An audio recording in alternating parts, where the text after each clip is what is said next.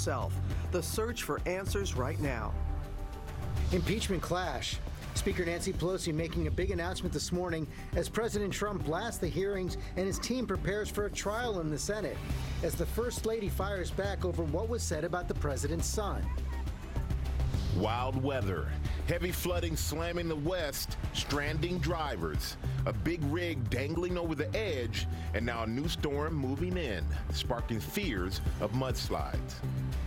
Stunning message. What the estranged husband of that missing Connecticut mother of 5 facing charges in a disappearance says in front of the cameras. Striking back at porch pirates. How hundreds of police departments are teaming up with the popular Ring doorbell company to turn videos like these into a neighborhood crime fighting tool. We're taking you behind the scenes only on GMA. And big backlash. A Peloton?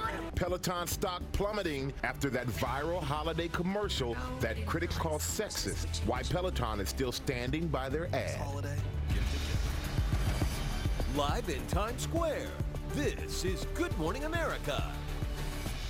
We certainly appreciate you joining us on this Thursday morning, and we have a lot of news to get to. We do. The impeachment showdown is intensifying. Another big day on Capitol Hill. That's a live look right there. A major announcement coming from House Speaker Nancy Pelosi later this morning. We have much more on that ahead, but first we begin with that deadly shooting at Pearl Harbor. Just days before the 78th anniversary of the attack there, a sailor opening fire, killing 2 civilian workers and wounding a third before turning the gun on himself. Kaylee Hartung is on the scene, starting us off with the very latest. Good morning, Kaylee. Yeah, good morning, Michael. We're just outside the historic base at Pearl Harbor. These gates behind me, now reopened, were locked down yesterday as it was in broad daylight that an active duty U.S. sailor opened fire in a submarine maintenance area, striking 3 Department of Defense employees. Overnight, a deadly shooting at Pearl Harbor. An active duty sailor opening fire at the historic Naval Base's shipyard, shooting 3 civilian contractors before turning the gun on himself. 2 of those workers were killed, and one 36-year-old man is recovering this morning at Queens Medical Center in Honolulu. Reports of a shooting at the Joint Base Pearl Harbor Hickam began at approximately 2:30 Wednesday afternoon. Authorities say within minutes the base went into a lockdown and shelter in place. Joint Base Pearl Harbor security personnel were on the scene within minutes. HPD also responded. Jasper Williams says he was sitting at his desk nearby and witnessed the rampage. I looked out in time to see the shooter, who was, I assume he was a sailor because he was in uniform. I'm kind of thinking it might have been engineers based on the color of their hard hats. Police are not releasing the identities of the victims and shooter, but say the shooter is a Navy sailor assigned to the USS Columbia, which is undergoing repairs at Pearl Harbor's dry dock. Christian Castillo was working on the base when the incident occurred. I heard a bunch of shots going off in the area, and we were told by my chief to hunker down. This tragedy just 3 days away from the 78th anniversary of the attack on Pearl Harbor. Generations of locals have worked in that shipyard. This is certainly a tragedy for everyone here. Authorities say it's not immediately clear if the shooter knew his victims, and at this time, there is no understanding of the sailor's motives. There is a full investigation underway by the base and the Navy. George. Okay, Kaylee, thanks very much. We're going to get the latest now on impeachment and that major announcement expected from House Speaker Nancy Pelosi in the wake of Wednesday's first hearing in the House Judiciary Committee. Our senior congressional correspondent Mary Bruce is on Capitol Hill. Good morning, Mary. Good morning, George. Well, Speaker Pelosi here on the Hill has been taking the temperature of her members behind closed doors yesterday. She asked Democrats, are you ready to impeach? There were no objections. Now, while Democrats have clearly been moving in this direction, the Speaker herself has been coy on whether she thinks the president should be impeached. She has said she is waiting for this investigation to see where the facts lead. The big question this morning, is Speaker Pelosi ready to take this next step? This morning, as Democrats plow ahead with impeachment, the White House is getting ready for a trial in the Senate. A top White House official says President Trump is demanding an aggressive defense with live witnesses. Senate Republicans huddling on the Hill Wednesday as over in the House, a new phase of the impeachment inquiry began with a new partisan clash. If what we're talking about is not impeachable, then nothing is impeachable. This is not how you impeach an American president. During 6.5 hours of testimony, legal scholars invited by Democrats said the president abused his office for his own political gain and should be impeached. President Trump's conduct, as described in the testimony and evidence, clearly constitutes impeachable high crimes and misdemeanors under the Constitution. Stanford law professor Pamela Karlan asked the committee to imagine living in a state devastated by a hurricane and in need of federal aid. What would you think if that president said, I would like you to do us a favor. I'll meet with you and I'll send the disaster relief once you brand my opponent a criminal? Wouldn't you know in your gut that such a president had abused his office? The Republican expert, Professor Jonathan Turley, said he didn't support the president, but argued Democrats have failed to prove their case, cautioning them to slow down. I get it. You're mad. The president's mad. My Republican friends are mad. My Democratic friends are mad. My wife is mad. My kids are mad. Even my dog seems mad. Will a slipshod impeachment make us less mad? Will it only invite an invitation for the madness to follow every future administration? The president's defenders pouncing on this comment from Professor Karlan. Contrary to what President Trump has said, Article 2 does not give him the power to do anything he wants. And I'll just give you one example that shows you the difference between him and a king, which is the Constitution says there can be no titles of nobility. So while the president can name his son Baron, he can't make him a baron. When you try to make a little joke out of referencing Baron Trump, that does not lend credibility to your argument. It makes you look mean. Now, that comment did not go over well with the First Lady, Melania Trump, tweeting that a minor child deserves privacy and should be kept out of politics. Karlan did later apologize. George. Mary Bruce, thanks very much. It's been our legal analyst, Kate Shaw, professor of constitutional law at Cardozo Law School. Kate, thanks for coming back this morning. So you watched the Democratic witnesses yesterday. You watched the Democrats on the committee.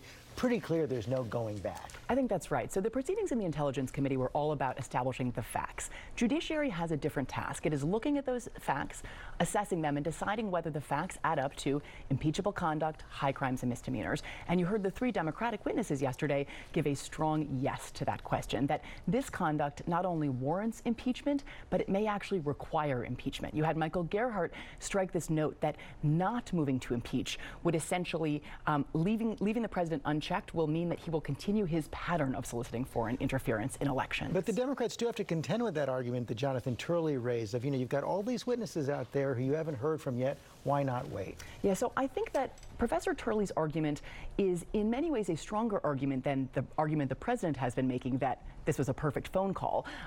It's a hard argument, I think, for the White House to adopt because, of course, the absence of witnesses and testimony is a problem entirely of the White House's own making. It could simply offer up witnesses and cure the problem. Professor Turley also seemed to be saying, take this a little bit slowly, let it play out in the courts. I'm not sure if the Democrats are likely to heed that. I do think it's significant that Professor Turley, the Republican witness, didn't offer any defense of the conduct. And I don't know that you could find a law professor who would, at least who would agree with the president that this was a perfect phone call. Another big question Democrats will have to contend with, how broad to go in these articles of impeachment. Some hints yesterday by the chairman of the House committee that maybe you bring in the obstruction charges from Robert Mueller's report as well. I thought that was interesting. So Nadler's opening statement did hearken back to the Mueller investigation, suggested this was a course of conduct, soliciting interference in the 2016 election, and then, sort of play this forward a couple of years, soliciting interference after the Mueller probe wrapped in the 2020 election. So I do think that Nadler would like to take a broader view of what the impeachable conduct here is. I'm not sure if Schiff is on board, and of course we'll have to see what Speaker Pelosi says this morning and what she thinks the overall impeachment charges should look like. She is in charge. Okay, Kate Shaw, thanks very much. Thanks, Robin? All right, too. Now to that headline about Rudy Giuliani, the president's personal attorney, a key figure in the impeachment inquiry, traveling overseas, reportedly meeting with former Ukrainian prosecutors. Chief National Affairs Correspondent Tom Yamas is here in the studio with us with more on that. Good morning, Tom. Robin, good morning to you. Rudy Giuliani may be a key figure in the impeachment hearings, but he's not cooperating with them, and his business dealings with Ukraine are being investigated by the Southern District of New York. But that's not stopping Giuliani from reportedly traveling to Ukraine and continuing his work that is under now so much scrutiny. What's going on this morning, Rudy Giuliani adding to his resume. Former mayor, lawyer to the president, and now documentarian. At a time when some of his international associates are being investigated and his work for the president is part of the impeachment hearings, the New York Times reports Giuliani is in Hungary and Ukraine shooting a television project. In a two-part exclusive, Rudy Giuliani debunks the impeachment hoax. One America News, a conservative TV outlet, confirming to ABC Giuliani is in Europe right now taping part 3 of their special. The documentary, an attempt to undercut the impeachment hearings, featuring former Ukrainian prosecutors, some who have been accused of corruption and have promoted misleading or baseless claims about Joe Biden and his son Hunter. All of it part of Giuliani's year-long crusade focused on Ukraine, which critics have slammed as political dirty work for the president and feeding conspiracy theories. Giuliani says he's helping the president root out corruption in Ukraine. And that's why I started it. And the President of the United States, I can tell you this, is asking for this. But Democrats and even some members of the Trump administration say the real goal for Giuliani and President Trump was a quid pro quo with Ukraine, key military aid if Ukraine announced corruption investigations, including into President Trump's political rival, Joe Biden. Now, we did ask Giuliani about his trip overseas. All he would tell us is, quote, "I'm just doing my job as a defense lawyer," while also slamming the Democrats leading the impeachment proceedings. Okay, Tom, thanks very much. We also have news this morning from the Pentagon now considering sending more American troops to the Middle East to deal with a growing threat from Iran. Our foreign correspondent James Longman is in London with the latest. Good morning, James. Yeah, good morning, George. Donald Trump has long said he wants U.S. troops out of the Middle East, but a U.S. official has confirmed that thousands more U.S. servicemen and women could be heading to the region to counter the ongoing threat from Iran. A troop build-up started back in May. 14,000 have been sent since then, but the U.S. footprint could soon expand significantly, with more ships and military hardware being moved into place for the long term. Iran's role in the ongoing war in Yemen and its attacks against Saudi oil facilities and tankers have raised concerns about its increasingly aggressive posture. U.S. sanctions on Iranian oil exports are causing significant unrest in the country, meaning U.S. officials may also want to protect American interests from any retaliation. These are difficult choices, especially with the election coming, and no decisions have yet been made. But the realities in the region may leave the administration with no choice. Michael? All right, thank you, James. And now to the dangerous storms hitting the West Coast. Snow and heavy rain causing chaos on the roads. And take a look at this tractor trailer that's dangling off a Los Angeles overpass. And now there's a new storm that is moving in. Rob is tracking the very latest. Good morning, Rob. Hey, good morning, Michael. It doesn't take much in Southern California for the roads to get slick. They had about an inch of rain in Los Angeles. About half of that came in just 15 minutes. So it was a slow going. You mentioned that tractor trailer right around the 710 freeway there, overpass in East LA. And this is just south of San Jose. Parts of the 101 shut down. About an inch or two of rain there. We had 3 inches of rainfall anywhere from Anaheim down to San Diego yesterday. We'll get a bit of a break today, but here comes the next storm. And this one really intensified yesterday, and it grew too. So it's going to affect Seattle all the way down to San Diego. But I think the core of this will come in tomorrow night into Saturday morning across Redding, San Francisco. Get some heavy rain. We could see some damaging winds with this. Snow levels will be on the lower side, so we could see 1 to 3 feet of snow. And this one will go coast to coast and will be in the New York area by around this time next week, and it will be powerful then too. Robin? Thanks for the heads up there, Rob. Now to France, where massive strikes across the country are underway this morning. Train lines and schools are shut down, flights canceled, as protesters take to the streets angry over planned changes to France's retirement plan. Maggie Rulli is there in Paris with more on this. Good morning, Maggie. Robin, good morning. This is where that latest wave of protests are kicking off. Strikes shutting down the trains here overnight. Now they're threatening to paralyze the entire country because, like you just said, Robin, it's more than just a transit strike. The unions are out in full force, and nearly every single union, from transit workers and rail workers to opera singers, are out here protesting. And at the heart of their fight, it is all about pension reform. France has one of the most generous retirement plans in the entire world, with some union are able to retire as young as age 52. But the government here is facing a growing debt, and they say they want to overhaul the pension plan. But for the protesters here, they say what they hear is that they have to work more to get paid less, and that millions could lose their benefits. They say they are going to fiercely fight for what they see are their rights, which has left police worried today. There's thousands out here on the streets. They're worried some of these protests could turn violent. They're urging tourists to stay away from attractions like the Eiffel Tower. We know hotels are having cancellations as well. Guys, the protesters say they will protest indefinitely, so who knows what this could mean for the global economy. Michael? Who knows? Such unrest there. Oh. Thanks to Maggie. Yes, thank you, Maggie. And now to an emergency landing overnight. A KABC chopper hit midair by what's believed to be a drone, leaving marks on the aircraft. Will Carr is in L.A. with the story. Good morning, Will. And Michael, that collision was strong enough to punch a hole in the tail of the helicopter. And with more drones flying, this is becoming a bigger and bigger issue.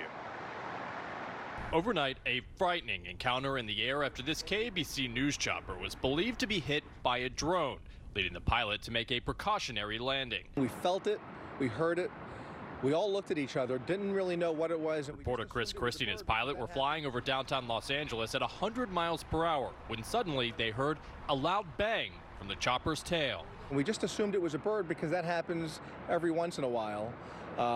When we got on the ground, though, it was a different story. The tail of the aircraft tattered, covered in deep scrapes, dents, and a small hole. It was a scary couple of minutes, and we were all looking at each other, you know, looking for a spot to land, and we eventually put it down on the ground, and fortunately everybody's okay. Christie and his chopper reaching an elevation of 1,100 feet when they were hit, but drones are normally prohibited from flying above 400 feet and from flying after civil twilight hours 30 minutes before sunrise and after sunset. The FAA now investigating after this surprise encounter with a drone operating in prohibited airspace. This is such a big problem. It's also impacting wildfire helicopters. You know, the helicopters that sweep in and make the drops trying to save people's lives and their properties. In recent years, they've actually had to ground several of those helicopters because of drones flying in the area. Guys. Scary situation. It really is. Glad everybody's okay. Yeah. All right, thank you, Will. And also this morning, a close call here on the ground. Take a look at this. And thankfully, everyone is okay after a driver experienced a medical episode behind the wheel, hit an embankment, and flew through the air, clearing 12 cars in a dealership's lot. The driver received medical treatment on the scene, and no one else was injured, thank goodness. What amazing he survived that. Scary. Covering a lot of other stories this morning, including a stunning message from Fortis Doulos, the estranged husband of that missing mother of 5. And we have an ABC News exclusive for you. The new way police are using doorbell cameras to fight porch pirates. Did you know this, that more than 1 million packages go missing or get stolen every day? More than 1 million. More than 1 million. Yeah, Gio Benitez is going to take us behind the scenes. But first, we're going to go back to Rob. Good morning again, Robin. Lake effect snows yesterday. This is just south of Erie, Pennsylvania, about 6 inches, but certainly enough to slick up the roadways there on I-79 and through I-90. Today, though, the focus is going to be across parts of Colorado, where I-70 will be an issue. We have winter weather advisories that are out for this area, mostly in through the valleys. Could see maybe 6 to 12 inches of snow. I'm concerned about Salt Lake City, especially to the west of Salt Lake City. They just put out a winter weather advisory there along I-80 for an icy mix of rain and snow. Could see a slick go there and some fog with low visibility parts of Salt Lake City. This will get into the high plains as well. I think Denver will probably see an inch or two of snow this morning, so a slick go around the Mile High City. Time now for your Chilly Cities, brought to you by Capital One. Drill. Cordless. Noted. Introducing the Capital One Walmart Rewards Card. I love it. That's a good one. Earn unlimited 5% back on everything you buy at Walmart Online. Perfect for all their hits. Okay. The Capital One Walmart Rewards Card. Unlimited 5% back at Walmart Online and unlimited rewards everywhere else. What's in your wallet? A bright Thursday with sunshine. However, it's going to be pretty breezy to windy this afternoon. Winds today could gust to about 25, 30 miles per hour, and that's going to make it feel much colder. Your high temperature 47, but really feeling like we're in the mid and upper 30s. Less wind for tomorrow afternoon, especially early. We'll get up to 53, but we'll turn mostly cloudy. A cold one for your Saturday, a little better by Sunday, the high 48. The next weather maker Monday, Tuesday, topping out around 60 before cold midweek. It is that time of year when it snows, it piles up on the roof of cars. There's no way to get it off, but if you're a school bus, this is the contraption they're using in Worcester, Massachusetts. I used to drive a modified school bus. That was the summertime. This is pretty cool stuff. You and Robin both. That's right. So we're in this little town near Salerno, and everyone has Dad's eyebrows. We chose Eleanor. It was great-grandma's name. So apparently we come from a long line of haberdashers, which is a fancy word for... They left everyone and everything so they could get here and start this family. Every family has a unique story.